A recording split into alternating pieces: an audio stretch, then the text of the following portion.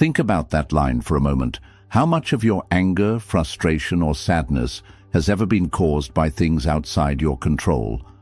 A careless word from someone, a situation that didn't go your way, or a moment where life seemed unfair. We react, we explode, or we shut down. And yet, in the eyes of the Stoics, none of these things have the power to disturb us, unless we give them that power. Anger is one of the most destructive emotions. It doesn't just hurt others, it burns you from the inside. It poisons your peace, your clarity, your ability to think. It makes you a slave to outside forces, something Stoicism teaches us to resist at all costs. Because for the Stoics, true strength is not in controlling others, it's in controlling yourself. Epictetus once said, "It's not what happens to you, but how you react to it that matters." This means that no matter what anyone says or does, no matter what life throws at you, your inner peace is always in your hands. Anger and frustration might rise for a moment, but you have the power to decide what stays in your mind and what passes like clouds in the sky. So today, I'm sharing 8 powerful Stoic principles that have helped me, and thousands of others, break free from the anger trap. And listen, I'm not promising this will be easy, but I'm promising it will be worth it. Stay with me till the end because each rule builds on the last one, and by the time we're done, you'll have a complete roadmap to inner peace. And hey, if this resonates with you, drop this in the comments. My peace is stronger than any anger. I read every single comment, and I'd love to hear from you. Rule 1. Separate what happened from what you think it means. Seneca once wrote, "We are more often frightened than hurt, and we suffer more in imagination than in reality." The same is true with anger. What makes you upset is rarely the event itself. It's the story you attach to it. Think about it. Someone cuts you off in traffic. What happens? Instantly you might think, "How dare they disrespect me? They put me in danger. People are so selfish." But what if you change the story? Maybe they're rushing to the hospital. Maybe they didn't see you. Or maybe they're simply careless. But why should their carelessness take away your peace? The Stoics believed that no event is inherently good or bad. It's our judgment that gives it meaning. Marcus Aurelius reminded himself daily, "If you are distressed by anything external, the pain is not due to the thing itself, but to your estimate of it, and this you have the power to revoke at any moment." This is powerful. It means that every time you feel anger rise within you, you can pause and ask, "Am I upset because of what happened, or because of the meaning I gave it?" That question alone can change the whole direction of your day. Practical steps to apply this. Pause before reacting. When something irritates you, force yourself to take 3 breaths before speaking or acting. Those 3 seconds give you back control. Reframe the situation. Instead of thinking, "This is unfair to me," ask, "What if this isn't about me at all?" Detach from the story. Remind yourself, the event is neutral, the judgment is optional. When you start separating events from your judgments, you gain the power to choose peace instead of anger. You stop being controlled by others' behavior, and you start living as the master of your own inner world. Remember, anger doesn't punish the person who wronged you, it punishes you. It steals your calm, your clarity, your joy. Why hand over your mind to anyone so easily? Imagine yourself as a strong tree in the middle of a storm. The winds may blow, the rains may fall, but you remain rooted and unmoved. The storm passes, but your strength remains. Here's your affirmation drop in the comments. No one controls my peace but me. Rule 2. Expect people to be, well, people. Marcus Aurelius began his meditations by reminding himself each morning, "The people I deal with today will be meddling, ungrateful, arrogant, dishonest, jealous, and surly. They are like this because they don't know good from evil. Now, why would the most powerful man in the world, the Emperor of Rome, start his day by preparing himself for people's flaws? Because he knew something we often forget. If you expect perfection from others, you are setting yourself up for constant anger. The truth is, people lie, people betray, people are selfish, careless, and sometimes cruel.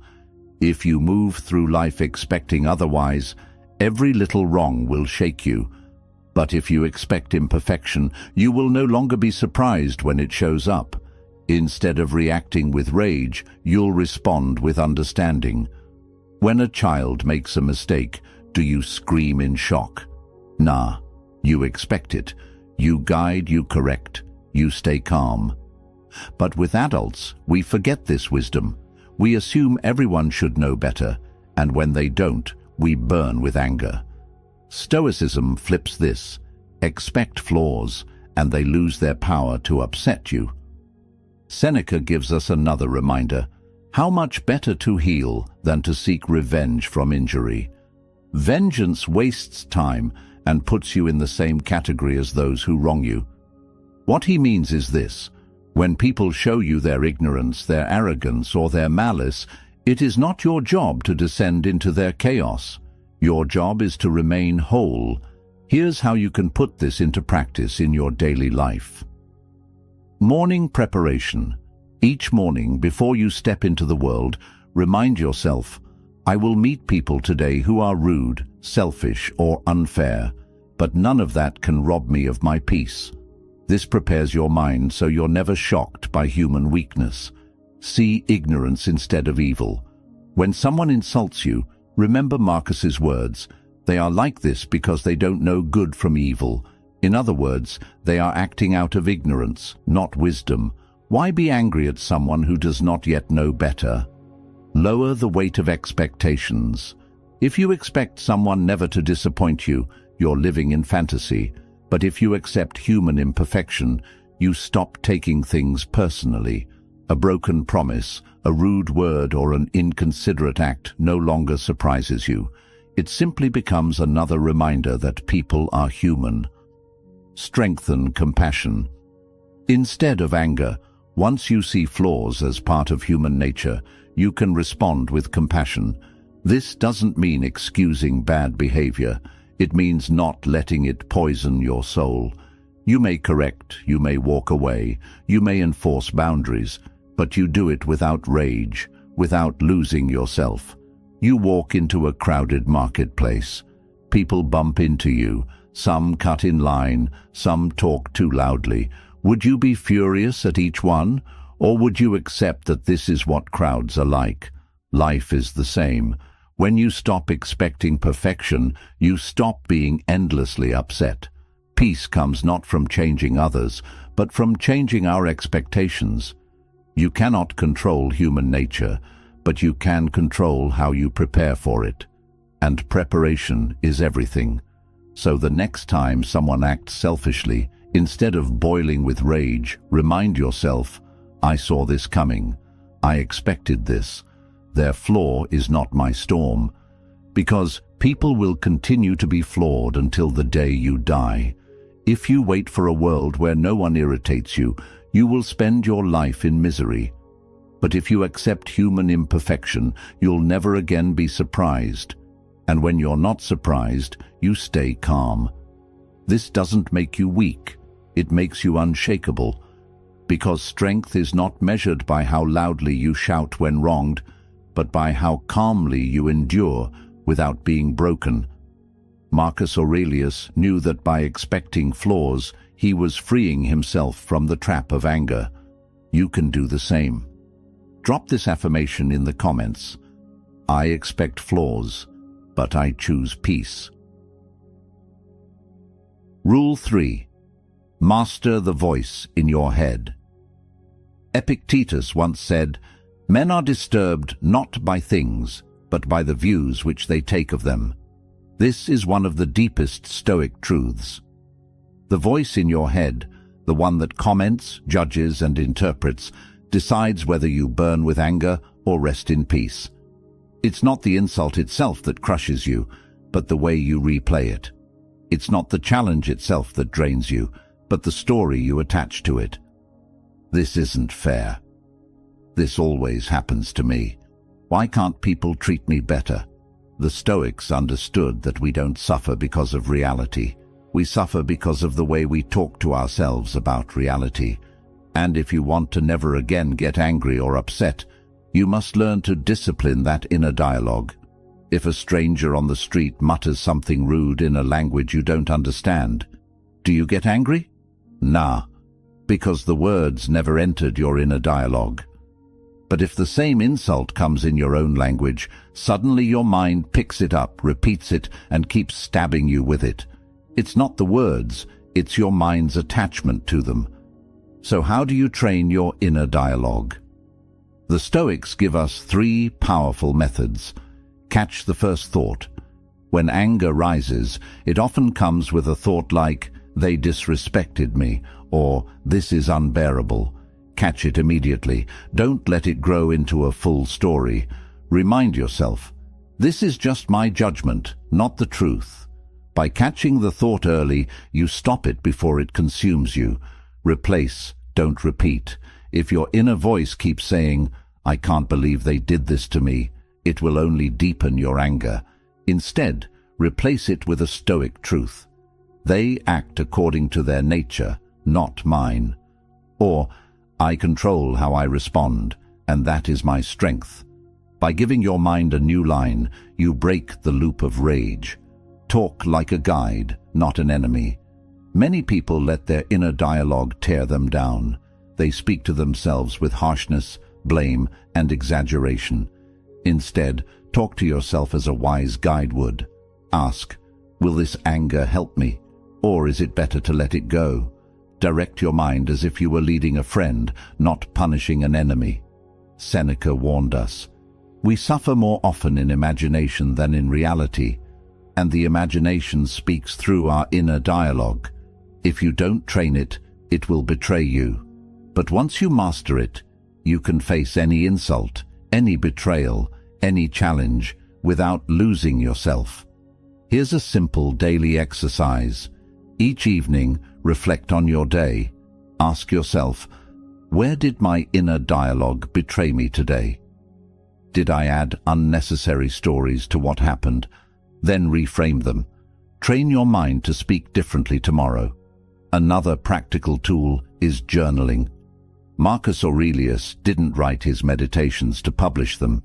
He wrote them to remind himself of Stoic truths, to discipline his inner voice. You can do the same. Each time anger lingers, write it down. Then ask, what judgment did I add that made this worse? Replace it with a calmer truth. Because at the end of the day, the mind is like a theater. If you let angry scripts run freely, they will dominate the show. But if you rewrite the script with reason and calm, anger has no stage to perform on. The next time you feel anger boiling inside, step back and ask yourself, what exactly am I saying to myself right now? Then notice, it's not the event, not the person, not the world. It's your inner dialogue fueling the fire. And the moment you see this clearly, the fire begins to die. When you take charge of your inner voice, you take charge of your peace. Nothing outside you can disturb you unless your mind agrees to it. That is why Epictetus said, "You may fetter my leg, but not even Zeus himself has the power to break my freedom of choice." Freedom begins with the voice you listen to inside your head. Make it a Stoic voice, not an angry one. Rule 4. Hit the pause button. Viktor Frankl, though not a Stoic but deeply aligned with their wisdom, once said, "Between stimulus and response, there is a space. In that space is our power to choose our response. In our response lies our growth and our freedom." This single idea holds the key to never again being ruled by anger. Because anger thrives on immediacy.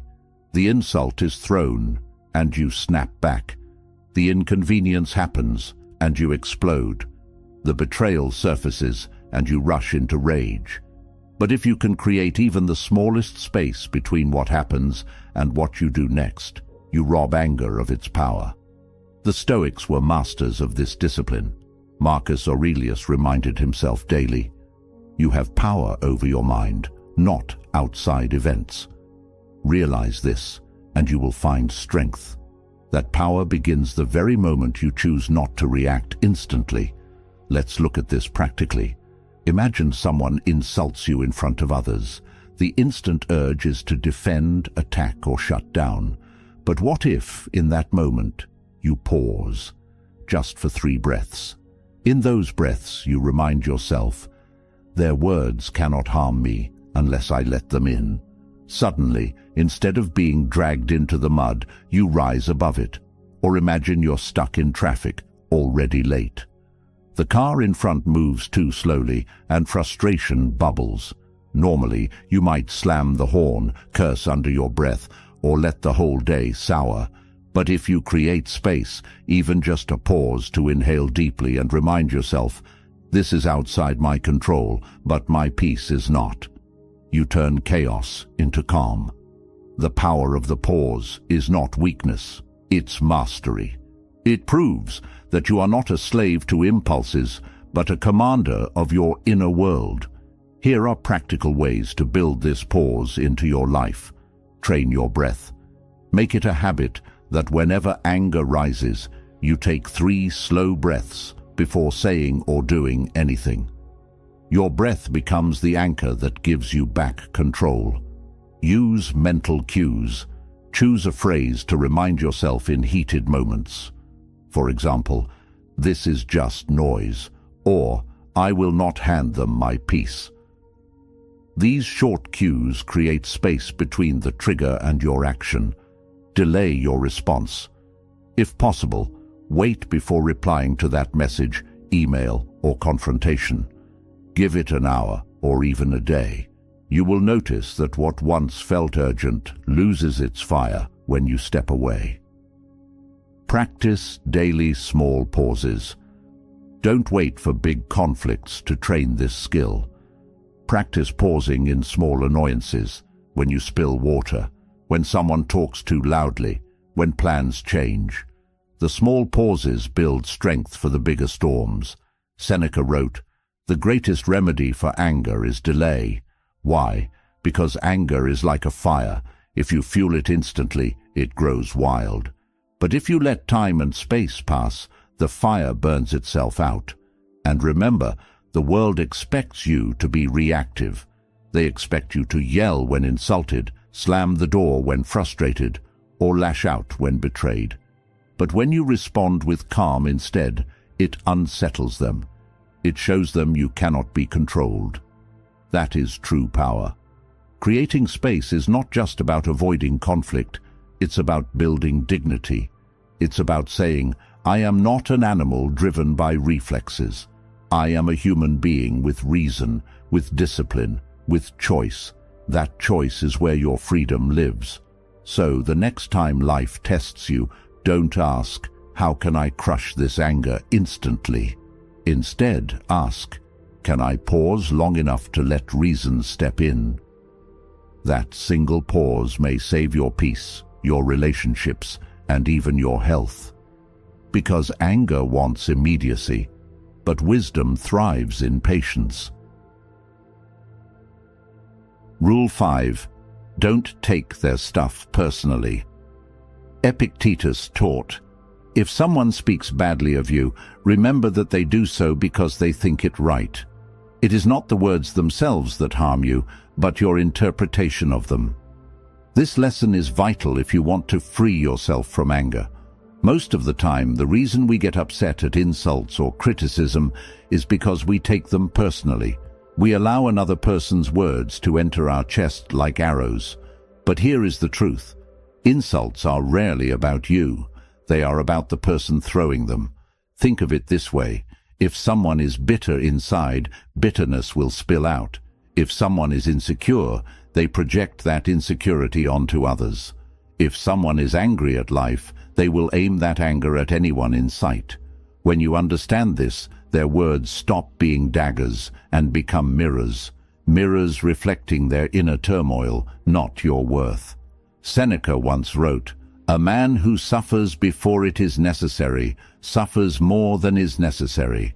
When someone insults you, you suffer twice, once when they speak, and again when you keep repeating it in your mind. But what if you didn't repeat it? What if you recognized, this is their noise, not my truth? Here's how you can practice this in your daily life. Redefine insults. Instead of thinking, they hurt me, shift your perspective to, they revealed themselves. Their words expose their own bitterness, ignorance, or lack of control, not your identity. Practice indifference. Marcus Aurelius often reminded himself, choose not to be harmed, and you won't feel harmed. Don't feel harmed, and you haven't been. When insults come, you can decide not to pick them up. An insult only lives if you give it shelter in your mind. Detach your worth from opinions. Imagine you're holding a diamond. If someone calls it worthless, does the diamond lose its value? Of course not. Your worth is not dictated by what others say. Their opinion is simply noise passing through the air. Respond with silence. One of the greatest ways to prove that insults don't touch you is to say nothing at all. Silence is strength. When you don't react, you show that you are above the storm. It unsettles the insulter, but more importantly, it preserves your peace. Let's be real.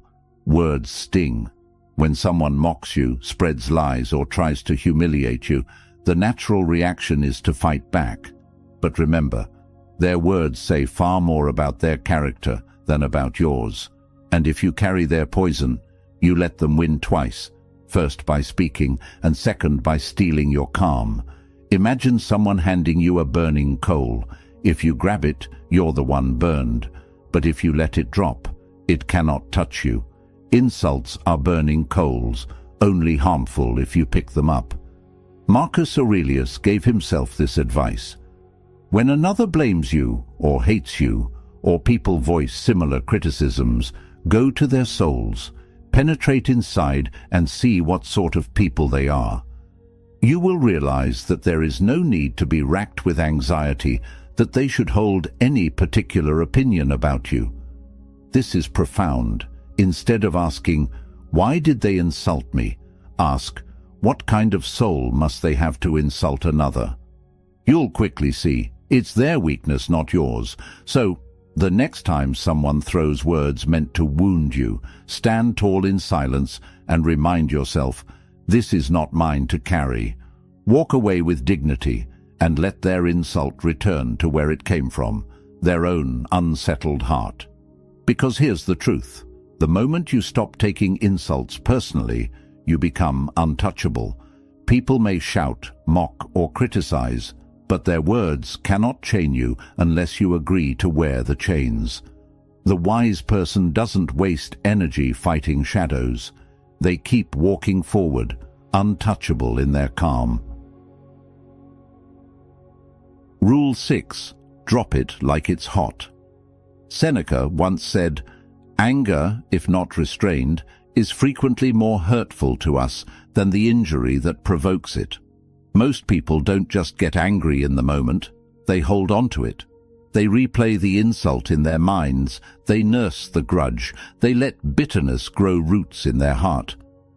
But the Stoics saw this as self-inflicted torture. The event happened once, but by holding on, you suffer it 1,000 times more. If you truly want to never again be ruled by anger or upset, you must master the art of letting go, not tomorrow, not next week, but quickly before it poisons your peace. Think of anger like carrying a burning coal. The longer you hold it, the deeper it burns you. Yet many of us choose to keep holding it, believing we are hurting the person who wronged us. But in reality, we only scorch ourselves. Marcus Aurelius gave us this reminder. The best revenge is not to be like your enemy. When you hold on to anger, you mirror the very person who harmed you. But when you let go, you rise above them. You reclaim your dignity and protect your mind from being dragged into the mud. So how do we practice letting go quickly? Name the weight. The first step is to admit, I am carrying this anger. Often we disguise it as righteousness or justice, but honesty with yourself frees you. Once you name the weight, you can decide to put it down. Refuse the second wound. The Stoics remind us that the first wound is what someone does to us. The second wound is what we do to ourselves by clinging to it. Ask yourself, why should I keep suffering for something that has already happened? Refuse the second wound. Drop it before it multiplies. Shift focus to action. If there's something you can fix it. If not, accept it and move forward. Anger is wasted energy. Turning that energy into purposeful action is how you transform pain into strength. Practice mental release. Visualize the anger as a stone in your hand. See yourself opening your palm and letting it fall. Sometimes a simple visualization helps your mind release what your heart is gripping too tightly. Seneca also said, anger, if not dismissed, is like poison. The longer it stays in your system, the more it spreads, clouding your thoughts, poisoning your relationships, and stealing your peace. That's why the ability to let go quickly is not weakness, it is wisdom. Imagine this scenario. You're in an argument, and harsh words are exchanged. Later that night, the other person is asleep peacefully, but you are awake, replaying every word, thinking of what you could have said. Who suffers more? Not them, you. Holding anger is choosing to suffer for someone else's behavior. But what if, instead, you let go? You say to yourself, it has happened. It is over. I will not relive it. Suddenly, the burden lifts. You breathe again. You regain your clarity. You return to the present moment where peace always lives. The Stoics knew that life is too short to waste in anger. Marcus Aurelius wrote, "You could leave life right now." Let that determine what you do and say and think. If this were your last day, would you want to spend it replaying an insult or holding bitterness against someone? Or would you rather release it and live with calm? Letting go quickly is not just about peace, it's about freedom. It means you are no longer chained to the actions of others. They may wound you once, but you will not give them the satisfaction of wounding you again through your own mind. So the next time anger rises, ask yourself, do I want to hold this burning coal, or will I drop it now? And remember, the quicker you let go, the lighter your soul becomes. Rule 7. Turn problems into teachers. Marcus Aurelius once wrote, "The impediment to action advances action. What stands in the way becomes the way." This is one of the most powerful Stoic truths. It means that obstacles are not enemies to your peace, they are teachers. Every insult, every frustration, every setback is not something to curse, but something to learn from. Here's the problem. Most of us treat difficulties as personal attacks. Someone disrespects us, and we feel wounded. Something blocks our progress, and we feel cheated. Life turns unexpectedly, and we feel punished. But the Stoics remind us, life owes us no smooth road. The road itself, with its bumps and barriers, is what builds our strength. Think about anger for a moment. Why does it rise?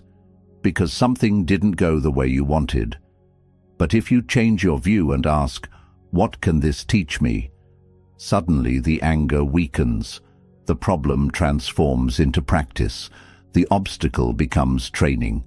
Seneca taught, difficulties strengthen the mind as labor does the body. In other words, just as muscles grow only when tested with resistance, your character grows when tested by setbacks. If you never faced disrespect, how would you practice patience? If no one ever opposed you, how would you strengthen resilience? If life never disappointed you, how would you learn acceptance? To apply this, start practicing these 3 mental shifts. Ask the training question. When someone angers you, don't ask, why me? Instead ask, What skill is life training me in right now? Patience, calm, detachment. This reframes changes frustration into practice. Flip the value of setbacks. When things don't go your way, instead of saying, "This ruins everything," say, "This is part of my training." Treat every difficulty as a weight in the gym of life. Without it, you'd never grow. Honor the lesson, not the hurt. Even when pain strikes, focus on the lesson it brings, not the wound it leaves. An insult may sting, but it teaches you endurance. A delay may frustrate you, but it teaches patience. Let's make this practical. Imagine someone betrays your trust. You could be consumed by rage, thinking only of their betrayal. Or you could step back and ask, what does this teach me about trust, about human nature, about resilience? The lesson becomes a shield that prevents the anger from consuming you. Or picture losing an opportunity you worked hard for. Most would drown in bitterness, but the Stoic response is, "This loss is my training in acceptance. It will strengthen me for something greater." The obstacle doesn't break you, it builds you. Marcus Aurelius lived this daily.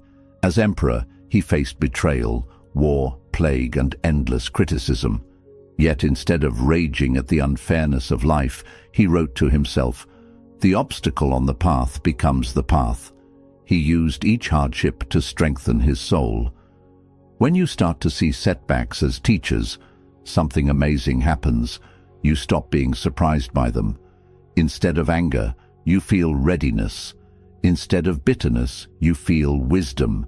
And with every trial, you become calmer, stronger, more unshakable.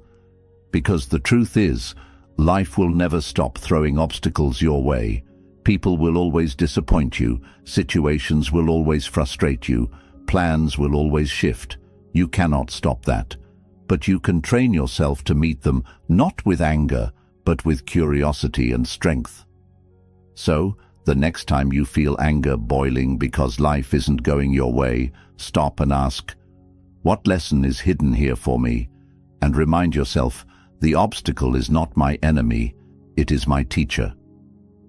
This shift will not only calm your anger, it will transform your entire relationship with life. Suddenly, nothing is wasted. Every trial is training, every insult is instruction, every setback is strength in disguise. And once you see life this way, you no longer resent it. You embrace it. You grow with it. You rise above anger into wisdom. I want you to drop this affirmation in the comments. Every obstacle is my teacher, not my enemy. Rule 8. Stay right here, right now. Seneca once said, "We suffer more often in imagination than in reality." This is a central Stoic truth for mastering anger and upset. Much of our frustration doesn't come from the present. It comes from ruminating on what has already happened, what might happen, or what should have happened. Think about it. Someone wrongs you yesterday, and today you keep replaying it. Or you fear that someone will betray you in the future, and your mind spirals into stress. The event itself may be minor or even forgotten by others, but you are living in it over and over again. That is where anger and upset take root. The Stoics taught that your power lies in the present moment. You cannot change the past, you cannot control the future, but you can choose your thoughts, your attention, and your actions right now. Anchoring yourself in the present is like dropping a heavy anchor into a stormy sea. It keeps you stable when the waves of emotion threaten to capsize you. Marcus Aurelius reminded himself, confine yourself to the present. By focusing only on what is before you, you refuse to give energy to imagined wrongs, slights, or worries. You stop feeding the fire of anger and instead stay grounded in what truly matters. Here's how to apply this in daily life. Notice when your mind wanders. Anger often arises when your mind drifts to past hurts or imagined slights. The first step is awareness. Catch yourself. I am replaying what happened yesterday. I am imagining a worst-case scenario tomorrow. Awareness is the first anchor. Bring your attention to the now. Use your senses. Notice what you can see, hear, touch, or feel in this moment. Feel your feet on the ground, your breath moving in and out. The present moment is neutral and calm. It does not insult, betray, or frustrate. Ask, what can I do now? Instead of dwelling on anger, shift to action within your control. What steps can you take in this moment to improve your situation or simply preserve your peace? Action in the present dissolves the power of imagined anger. Release the should-haves. Much of anger comes from expectations. They should have acted differently. This shouldn't have happened. Life should be fair. The Stoics remind us that reality doesn't bend to our preferences. Accept what is and anchor yourself in the now. Practice daily presence. Each morning or evening, set aside a few minutes to focus entirely on the present. Even 5 minutes of meditation, mindful breathing, or simple awareness of surroundings can train your mind to return to now instead of living in the past or future. When you anchor yourself in the present, the small annoyances and imagined slights lose their weight. A rude comment is just a comment. A mistake someone made is just a fact. The traffic jam, the delayed response, the misstep, all of it is neutral until your mind interprets it. Epictetus said, "Don't demand that things happen as you wish, but wish that they happen as they do, and you will go on well." Anchoring in the present is exactly that, accepting life as it is, refusing to let imagined scenarios rob your peace, and choosing to respond calmly in the moment. Anger thrives in the shadows of what was and what could be. Peace thrives in the sunlight of what is. When you live here, fully present, you are untouchable. The world can throw insults, delays, and disappointments at you, but your calm remains intact. So the next time you feel anger rising, ask yourself, am I upset by reality or by a memory or imagination? Focus entirely on what is real, what is now, and you will find that most of your anger evaporates before it can take hold. Drop this affirmation in the comments. I live in the present, and peace is my anchor. Throughout this journey, we've uncovered the Stoic path to freedom from anger and upset. From separating events from your judgments, to expecting human flaws, to mastering your inner dialogue, creating space, letting go, and anchoring yourself in the present, you now have practical, timeless tools to reclaim your peace. The Stoics teach us a simple yet profound truth. The world cannot harm you unless you give it permission. Every insult, frustration, or setback is neutral until your mind interprets it. By taking responsibility for your perceptions, your expectations, and your responses, you step out of the storm of emotion and into the calm of reason. Remember, anger is a thief. It steals clarity, joy, and your ability to act with wisdom. But when you follow these Stoic practices, you make yourself untouchable. You no longer hand over your peace to anyone or anything. You respond with calm.